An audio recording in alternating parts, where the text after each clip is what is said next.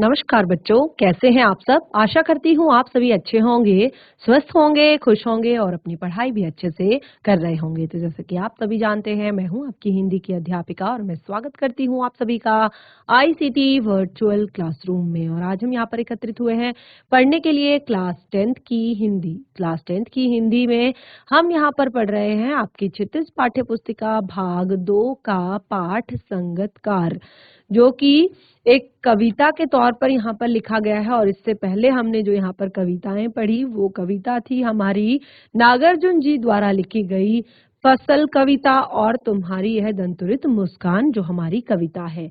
दोनों ही कविताएं मैंने यहाँ पर पढ़ी, दोनों को मैंने अच्छे से यहाँ पर क्लियर किया, दोनों का भावार्थ मैंने आपको यहाँ पर बताया और इनका जो प्रश्नोत्तर हैं वो आपको मैंने होमवर्क में दिए थे और आपसे करके लाने के लिए कहा था।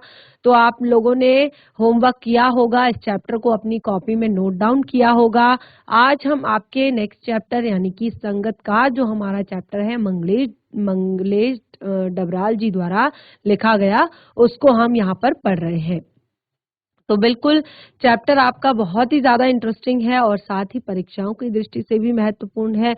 तो ध्यान पूर्वक समझने का प्रयास करें, ध्यान पूर्वक पढ़ें और कोई भी डाउट हो तो उसे ज़रूर क्लियर करें। तो चलते हैं स्मार्ट बोर्ड की तरफ, शुरू करते हैं अपने आज का सेशन। तो यहाँ पर अपने पाठ को शुरू करने से पहले सबसे पहले हम मंगलेश डबराल जी का जो जीवन परिचय है वो हम पढ़ लेते हैं एक बार, क्योंकि देखिए किसी भी पाठ को, ये मैंने आपको शुरुआत में ही बताया था कि जब भी हम किसी पाठ को पढ़ते हैं तो पाठ को पढ़ने से पहले हमें लेखक के बारे में, कविता को पढ़ने से पहले हमें कवि के बारे में, कविता को पढ़ने से पहले हमें कवि के बारे में जानकारी होना जरूरी है। तो यहाँ पर हम सबसे पहले मंगलेश डबराल जी को पढ़ेंगे। तो मंगलेश डबराल जी का जो जन्म हुआ था वो हुआ था 1948 में, यानी कि 1948 में टिहरी गढ़वाल उत्तराखंड के काफल पानी गांव में हुआ था। मंगलेश डबराल जी का जन्म 1948 टिहरी गढ़वाल उत्तराखंड के काफल पानी गांव में हुआ था और इनकी शिक्षा दीक्षा देहरादून में हुई। दिल्ली आकर इन्होंने हिंदी पेट्रियट, प्रतिपक्ष और आसपास में काम करने के बाद वे भोपाल में भारत भवन से प्रकाशित होने वाले पूर्व ग्रह में सहायक संपादक हुए। इलाहाबाद और लखनऊ से प्रकाशित अमृत प्रभात में भी कुछ दिन नौकरी की और 1983 में जनसत्ता अखबार में साहित्यिक संपादन के संपादक का पद संभाला। तो देखिए यहाँ पर इनकी जो जन्म से जुड़ी हुई जो बातें हैं यहाँ पर कि इन्होंने क्या क्या, कहाँ पर इनका जन्म हुआ और कहाँ पर इन्होंने शिक्षा ग्रहण की, क्या क्या इन्होंने जीवन में किया। तो इनमें से आपको यहाँ पर इनके जन्म और इनकी शिक्षा और इनके जीवन में इन्होंने जो काम किया वो, और साथ ही अब देखिए यहाँ पर मैंने आपको बताया कि इनका निधन जो है 2020 में हुआ। मंगलेश डबराल जी के जो 4 कविता संग्रह प्रकाशित हुए हैं अभी तक, और उनमें जो चीजें सबसे पहले हैं पहाड़ पर लालटेन, घर का रास्ता, जो हम देखते हैं और आवाज भी एक जगह है। ये आपके इनके 4 मुख्य कविता संग्रह हैं। साहित्यिक अकादमी पुरस्कार इन्हें मिला है, पहल सम्मान से इन्हें सम्मानित किया गया है और इनकी ख्याति एक अनुवादक के तौर पर भी है, यानी कि इन्होंने अनुवाद भी किए हैं तो इनको अनुवादक के तौर पर भी ख्याति मिली है। और देखिए यहाँ पर इनकी जो कविताएं हैं, जो कविता संग्रह इनका है, ये भारतीय भाषाओं के अतिरिक्त जो अंग्रेजी भाषा है, रूसी भाषा है, जर्मन भाषा है, स्पेनी भाषा है, पोल्सिक है, और बल्गारी है, जो इन सभी में इनका अनुवाद प्रकाशित हो चुका है। और सिनेमा, साहित्य आदि संस्कृत पर सवालों पर नियमित लेखन भी ये करते रहे हैं। और इस तरह से इनकी यहाँ पर जो एक तरह से भाषा शैली है उसमें कहा गया है कि उनका जो ये सौंदर्य बोध है ये बहुत ही सूक्ष्म है और इनकी भाषा जो है, जो लेखन की जो भाषा है इनकी, बहुत ही ज्यादा पारदर्शी है। तो यहाँ पर हम पाठ को पढ़ना शुरू करेंगे। तो देखिए, जो संगतकार हमारी जो ये कविता यहाँ पर लिखी गई है मंगलेश डबराल जी द्वारा। अब देखिए, संगतकार कौन होता है? एक होता है संगीतकार, ठीक है, लेकिन यहाँ पर लिखा गया है संगतकार, ठीक है। संगीतकार यानी कि जो इस गीत को म्यूजिक देते हैं अपना, ठीक है, लेकिन यहाँ पर संगतकार लिखा हुआ है। तो संगतकार जो है वो कौन होते हैं? वो होते हैं कविता गायन। जब कोई कविता गाई जाती है, जब कोई भी एक तरह से गीत गाया जाता है, तो उसमें मुख्य गायक का जो साथ देते हैं, आपने देखा होगा ना कि कोई कव्वाली हो रही होती है या कोई गीत हो रहा होता है, तो उसमें एक होता है मुख्य गायक, ठीक है, जो उस गीत को गा रहा होता है, और एक होता है जो पीछे से क्या कर रहा होता है, उसकी हेल्प कर रहा होता है, साथ दे रहा होता है वहां पर। तो संगतकार की भूमिका के महत्व पर विचार करती है ये कविता। और इसमें आप देखेंगे जो दृश्य माध्यम की प्रस्तुतियां होती हैं। दृश्य माध्यम क्या होते हैं? जैसे आप देखते हैं नाटक, ठीक है, ये दृश्य माध्यम है, उसमें आप देख भी रहे होते हैं।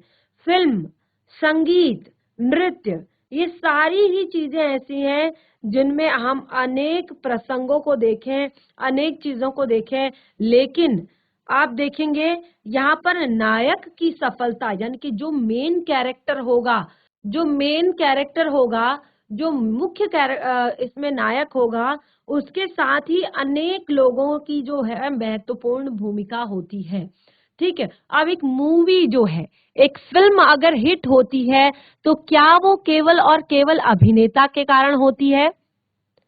एक मूवी अगर हिट होती है तो क्या वो केवल और केवल अभिनेता के कारण होती है? नहीं, क्योंकि उस मूवी को बनाने में, उस मूवी में बहुत सारे लोगों ने काम किया है। उस मूवी को बनाने में आप देखेंगे कैमरामैन भी लगा हुआ है, म्यूजिशियन भी, म्यूजिक जिसने दिया है, जिसने उस मूवी को लिखा है या जिसने उस मूवी को डायरेक्ट किया है, जिसने उस मूवी का निर्देशन किया है। तो इन सारी चीजों से लेकर और एक तरह से कलाकार की कला भी दिखाई देती है, लेकिन जो एक सपोर्टिव जो एक्टर्स होते हैं, जो सपोर्ट करने वाले, जो पीछे से होते हैं, एक तरह से उन्हें पर्दे के पीछे भी कह सकते हैं। तो जो पर्दे के पीछे होते हैं उनका भी काफी ज्यादा महत्व होता है किसी भी मूवी के हिट होने में। आपने देखा है कि आप हॉस्पिटल जाते हैं, ठीक है, हॉस्पिटल जाते हैं, क्या केवल आपको डॉक्टर ही वहां पर चेक करता है? डॉक्टर के चेक करने से पहले आपकी जो स्लिप बनती है उसमें आपका बीपी कौन लेता है? जो सिस्टर होती हैं। आपका वेट कौन करता है? जो सिस्टर होती हैं। अगर आपको फीवर है, आपका टेम्परेचर कौन चेक करता है? जो सिस्टर होती हैं। यानी कि आपको डॉक्टर के पास जाने से पहले पूरी पर्ची में आपके बारे में इंफॉर्मेशन, आपका नाम, आपकी एज, आपका बीपी, आपका वेट, आपकी हाइट, वो सारी चीजें नोट करके डॉक्टर के पास वो पर्चा सिस्टर देती हैं, ठीक है। तो आपने देखा होगा कि किस तरह से एक जो सहायक जो काम होते हैं, जैसे यहाँ पे बताया कि नाटक हो, चाहे फिल्म हो, चाहे संगीत हो, और यही चीज अगर मैं संगीत के विषय में कहूँ तो संगीत के बारे में तो हम यहाँ पर पढ़ ही रहे हैं, संगतकार, ठीक है, जो क्या करता है, एक मुख्य कलाकार जो होता है, मुख्य कलाकार के साथ जो क्या करता है, एक सहायक की भूमिका निभाता है, साथ देता है, तो उसको हम यहाँ पर संगतकार कहते हैं। और देखिए, यहाँ पर हमने इतिहास के बहुत सारे ऐसे प्रसंग देखे हैं जहाँ पर जो मुख्य किरदार होता है उसकी सफलता में बहुत सारे लोगों की अलग अलग भूमिका होती है, जैसे मैंने अभी आपको बताया। और देखिए, ये कविता बहुत ही ज्यादा संवेदनशीलता को व्यक्त करती है कि उनमें से प्रत्येक का अपना अपना महत्व होता है। देखिए, अभी हम आपको यहाँ पर टीचिंग करा रहे हैं, अभी आप यहाँ पर ऑनलाइन माध्यम से पढ़ रहे हैं, तो देखिए कितनी सारी चीजें आपको यहाँ पर सपोर्ट कर रही हैं। कोई इसको कंट्रोल कर रहा है, कोई इसमें साउंड कंट्रोल कर रहा है, कोई इसमें कैमरा कंट्रोल कर रहा है। तो ये सारी चीजें क्या हैं, एक तरह से इस लेक्चर को, आपके लेक्चर को बिल्कुल ऐसा बनाने के लिए कि ताकि आपको कोई भी व्यवधान ना आए बीच में, कोई भी आपको दिक्कत ना हो, आपकी पढ़ाई अच्छे से सुचारू रूप से हो पाए, अच्छे से हो पाए। तो कितने सारे लोग आप इसके पीछे से हैं, पर्दे के पीछे से, जिनको आप नहीं जानते हैं, ठीक है ना। तो इस तरह से जो भी एक तरह से मुख्य जो कलाकार होता है, मुख्य जो नायक होता है, उसकी सफलता के पीछे ये लोग बहुत ही महत्वपूर्ण भूमिका निभाते हैं। और देखिए, इनका सामने ना आना कोई अपनी कमजोरी नहीं है, यानी कि इनका सामने ना आना, जो मुख्य कलाकार होते हैं, मुख्य कलाकार जो है वही सामने रहता है। इनका सामने ना आना कोई इनकी कमजोरी नहीं है कि उनको नहीं आता इसीलिए वो कैमरे के पीछे हैं, ठीक है ना। अब कोई मूवी है, उसमें अगर कोई सहायक कलाकार है, तो अब देखिए, आपने देखा होगा कि कोई भी मूवी होती है, उसमें जो अभिनेता या अभिनेत्री स्टंट्स करते हैं, है ना, हेलीकॉप्टर से कूद जाना, या चलती गाड़ी को, एक्सीडेंट चलती गाड़ी का हो जाना, या गाड़ी को पहाड़ से गिरा देना, या और भी बहुत सारे स्टंट, लड़ाई करना, एक छत से कूदना, इधर से उधर करना। आपने देखा होगा कि बहुत सारे स्टंट होते हैं मूवीज में, लेकिन क्या ये स्टंट्स वो अभिनेता खुद करते हैं? नहीं। स्टंट कौन करता है? स्टंट करता है स्टंटमैन, ठीक है।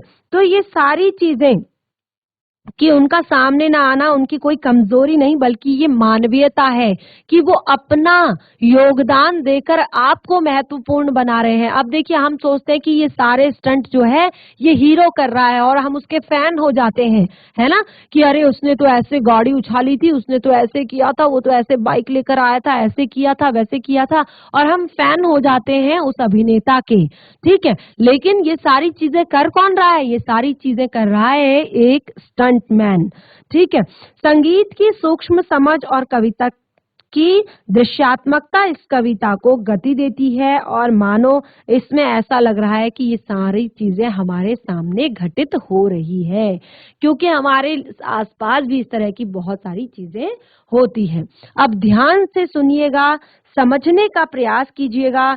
इस कविता को हम पढ़ेंगे और साथ ही इसके भावार्थ को समझेंगे। और देखिए, जो जो चीजें मैं यहाँ पर बताती जा रही हूँ, इसमें से आप कुछ चीजें जो है नोट डाउन करते रहिएगा, जो जरूरी चीजें आपको लगे। तो देखिए, कई बार ऐसा होता है कि जब मुख्य गायक गा रहा होता है, देखिए चैप्टर को स्टार्ट करेंगे, चैप्टर का नाम है संगतकार, ठीक है। और कई बार ऐसा होता है कि जब मुख्य गायक जो है गा रहा होता है, और गाते गाते जब उसका गला काफी ऊंचे स्वर में चला जाता है, आपने देखा होगा कई जो गीत होते हैं उनके स्वर, खास तौर पर जो शास्त्रीय संगीत होता है, उसमें जो स्वर होते हैं वो काफी ऊंचे चले जाते हैं। तो ऐसे में जो उसकी प्रेरणा जो होती है कवि की, वो सांस छोड़ने लगती है, उसका उत्साह सांस छोड़ने लगता है, आवाज बुझने लगती है। तब मुख्य गायक को ढंढास बंधाता हुआ, ढंढास बंधाना यानी कि उसको संभालना।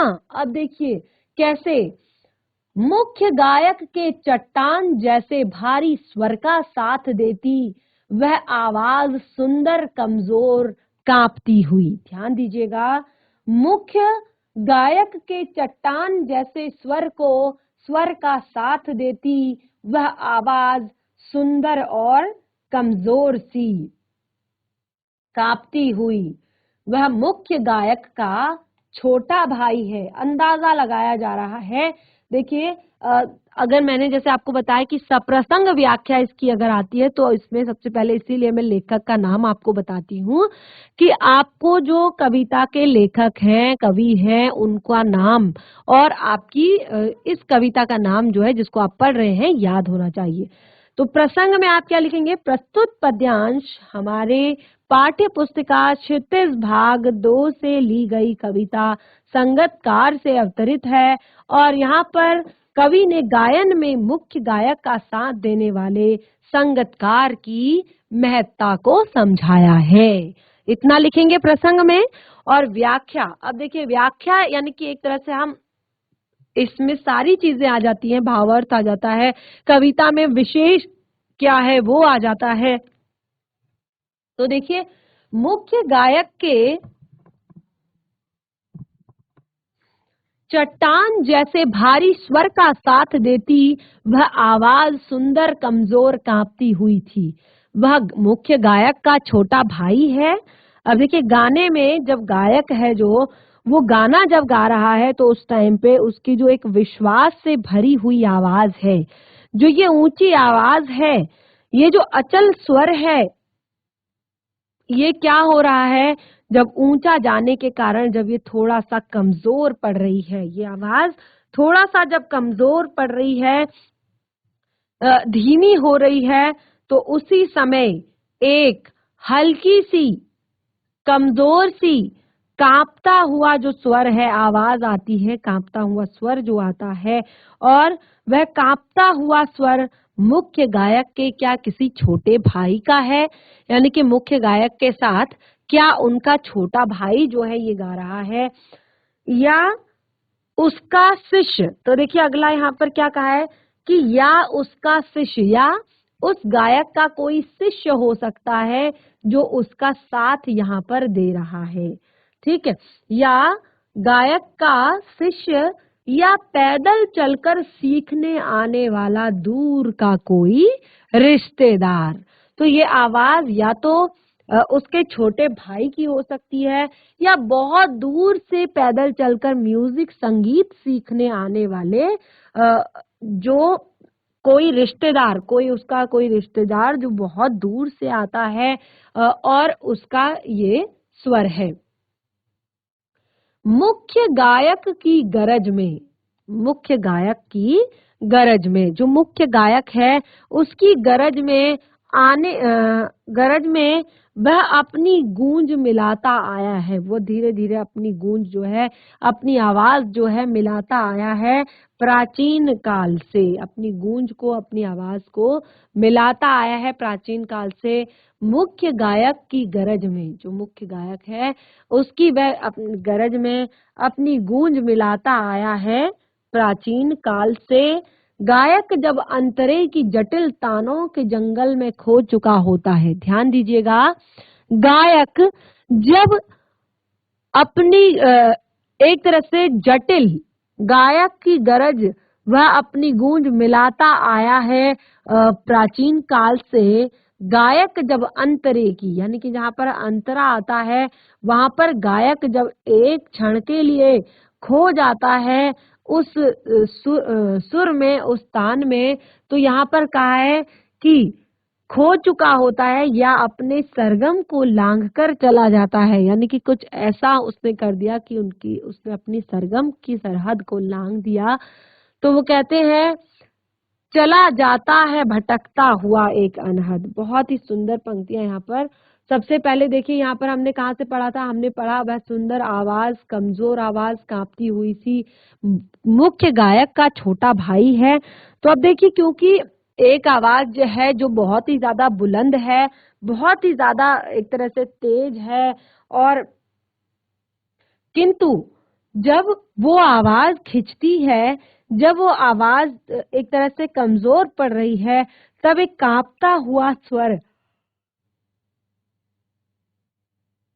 आकर मुख्य गायक के किसी छोटे भाई का, उसके किसी शिष्य का, या फिर किसी दूर के पैदल चलकर आने वाले अपने किसी सगे संबंधी का था, जो लंबे समय से, यानी कि यहाँ पर बताया कि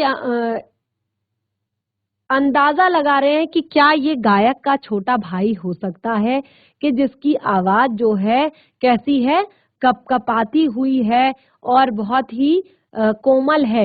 मुख्य गायक की गरज में, जैसे मुख्य गायक जो है जो बोलते हैं वह अपनी गूंज मिलाता आया है, और उस मुख्य गायक के ऊपर अपनी जो गूंज है वो मिलाता आया है।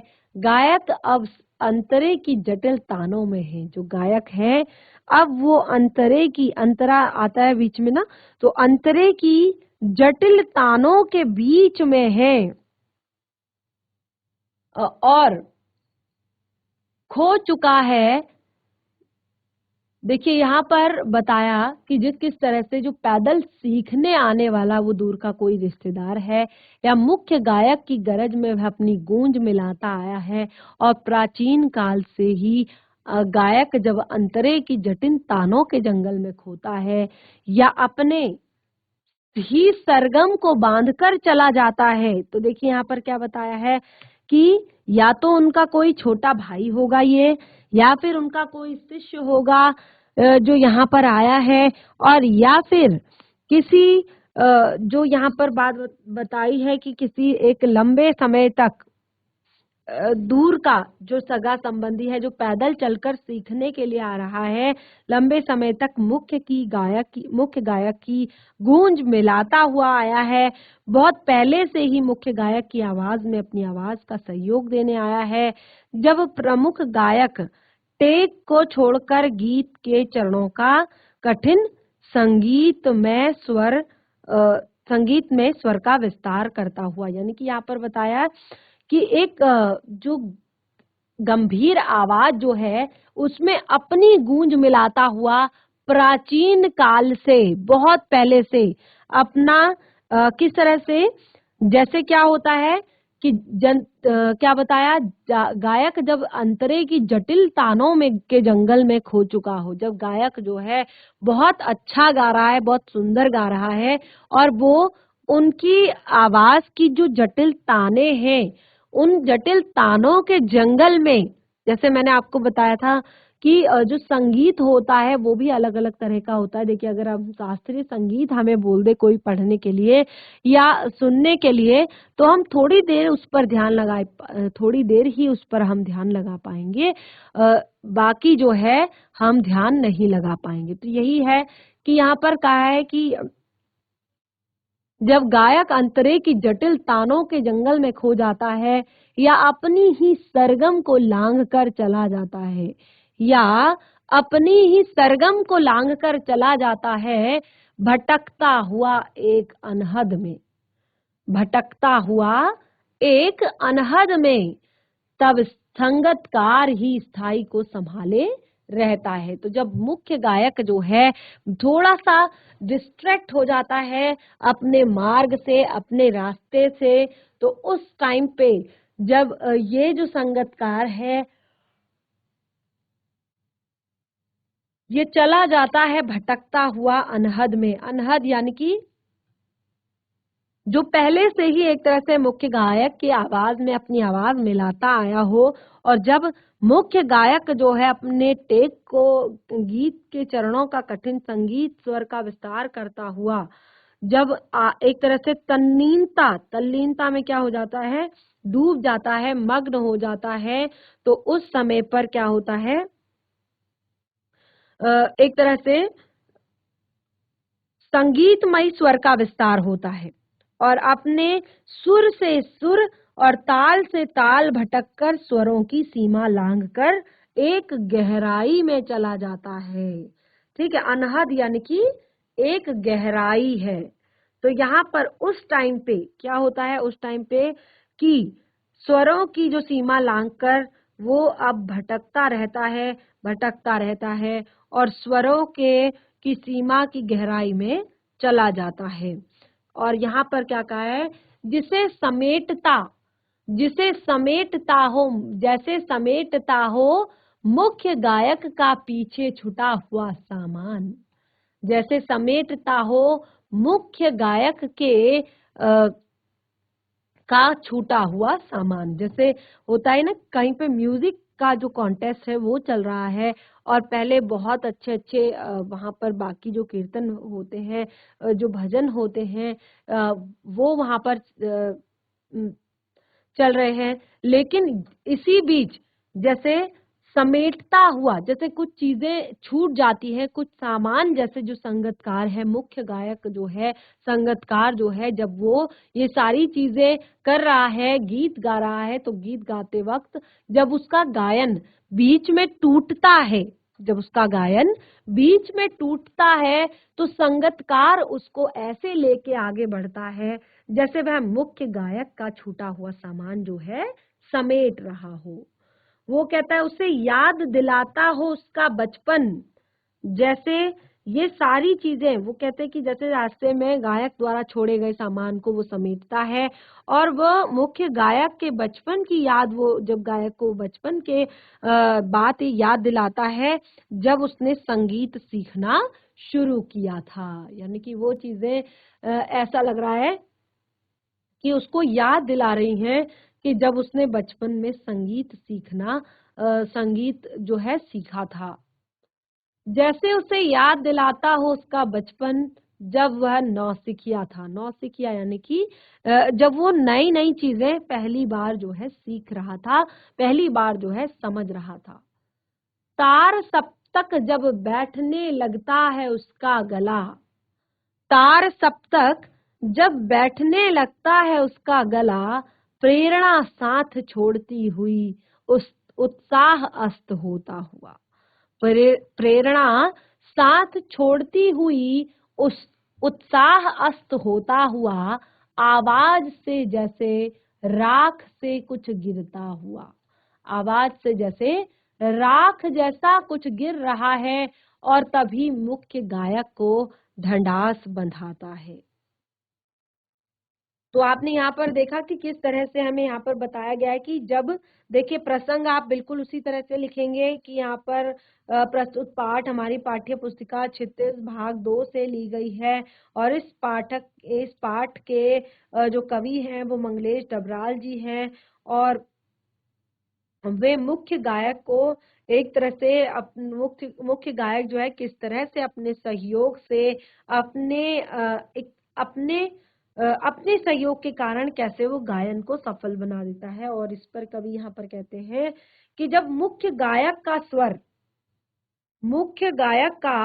स्वर जब बैठने लगता है तब उसकी प्रेरणा, उसकी साधना, वह सब भी उसका साथ छोड़ने लगती है।